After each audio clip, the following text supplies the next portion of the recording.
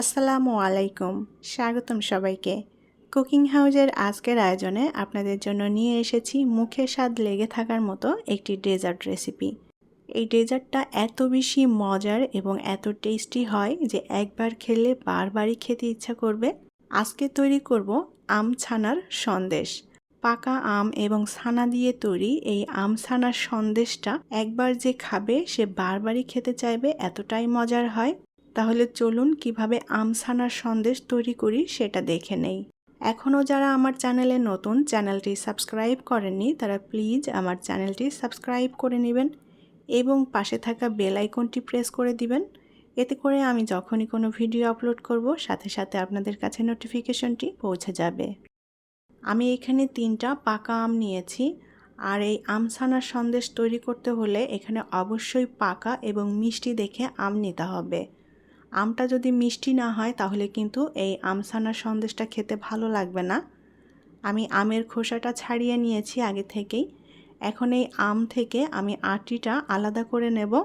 আটিটা আলাদা করে নিয়ে এখন আমি আমের পিউরি তৈরি করে নেব। আমি হাত দিয়ে চটকে আমের আটিগুলো আলাদা করে নিয়েছি। আমটাকে আমি একটু ম্যাশ করে নিয়েছি। এখন আমটা আমি একটা ছাঁকনির সাহায্যে ছেঁকে নেব। আমের মধ্যে যদি কোনো আঁশ থাকে তাহলে ছাঁকনি দিয়ে ছেঁকে নিলে আঁশটা আলাদা হয়ে যাবে। একটা চামচের সাহায্যে এভাবে একটু নেড়ে দিয়ে আমের পিউরিটা বের করে নেব। আমি সম্পূর্ণ আমটা ছেঁকে নিয়েছি। আমের ভেতরে যে আঁশ সেটা এরকম আলাদা হয়ে গিয়েছে। এখন এই আঁশের অংশটা আমি ফেলে দেব। এই তো আমের পিউরিটা তৈরি হয়ে গিয়েছে। একদম স্মুথ একটা আমের পিউরি। এই আমের পিউরিটা দিয়েই আজকের এই আম ছানার সন্দেশটা আমি তৈরি করে নেব। একটা প্লেটের উপরে আমি ছানা নিয়ে নেব। এখানে 1 কেজি পরিমাণ দুধের ছানা তৈরি করা আছে, আর ছানাটা আমি আগেই তৈরি করে রেখেছিলাম। আমি 1 কেজি পরিমাণ দুধে যতটুকু ছানা হয় সেইটুকু দিয়েই আজকের এই মিষ্টিগুলো তৈরি করব। পরিমাণে কেউ যদি বেশি করে তৈরি করতে চান সেভাবে আমের পিউরি এবং ছানা নিয়ে নিতে হবে এবং বাদবাকি যে উপকরণগুলো লাগে সেই আন্দাজ মতো করেই নিয়ে নিতে হবে। এখন এই ছানাটা আমি একটু মেখে নেব। ছানাটা এভাবে আগে থেকে একটু মেখে নিলে বেশ স্মুথ হবে।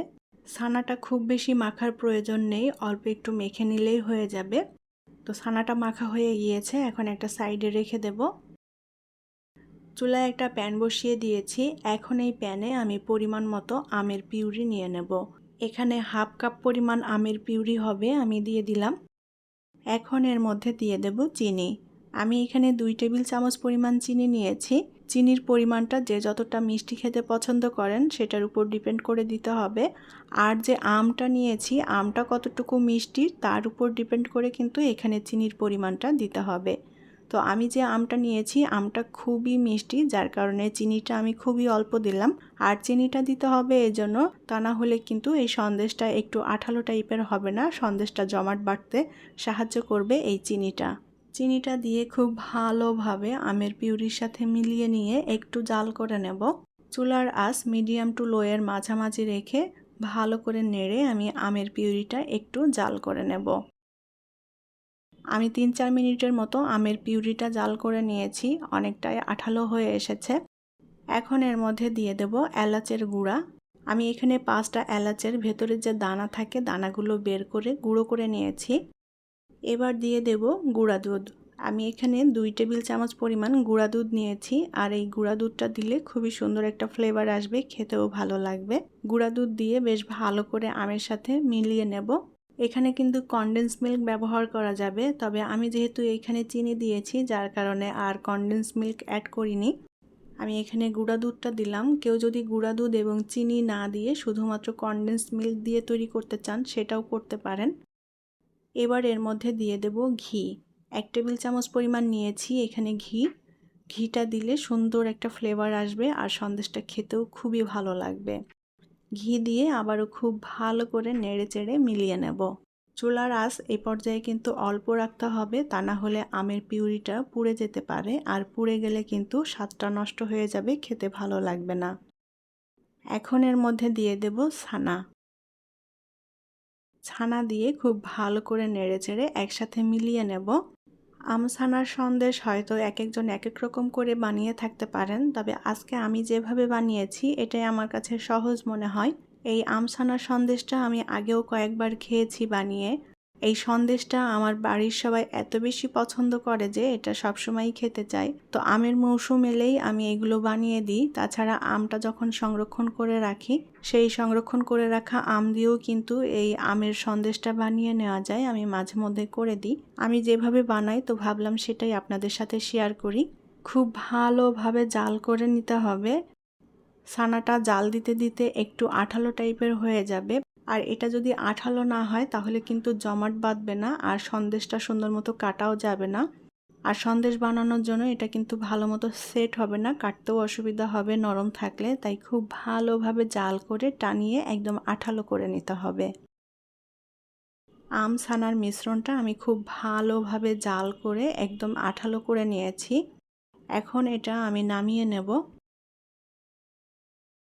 আমি একটা সমান ট্রের উপরে এই আমছানার মিশ্রণটা নামিয়ে নিচ্ছি। গরম থাকা অবস্থায় এই মিশ্রণটা নামিয়ে সেট করে নিতে হবে।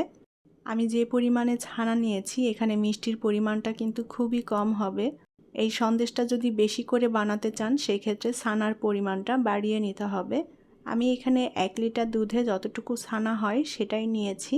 ভালোভাবে আমি আমছানার মিশ্রণটা সেট করে নিয়েছি গরম থাকা অবস্থায়। এখন এটাকে আমি ঠান্ডা করে নেব খুব ভালোভাবে। ফ্রিজের নর্মাল চেম্বারে 2 ঘন্টা মতো রেখে দিলে এই আমছানার সন্দেশটা খুব ভালোভাবে সেট হয়ে যাবে। আমি আমছানার সন্দেশটা ভালো মতো ঠান্ডা করে নিয়েছিলাম। তারপরে এটা 2 ঘন্টা মতো আমি ফ্রিজের নর্মাল চেম্বারে রেখে দিয়েছি। খুব ভালোভাবে জমাট বেঁধে গিয়েছে সন্দেশটা। এখন একটা ছুরি দিয়ে আমি এটাকে পিস পিস করে কেটে নেব।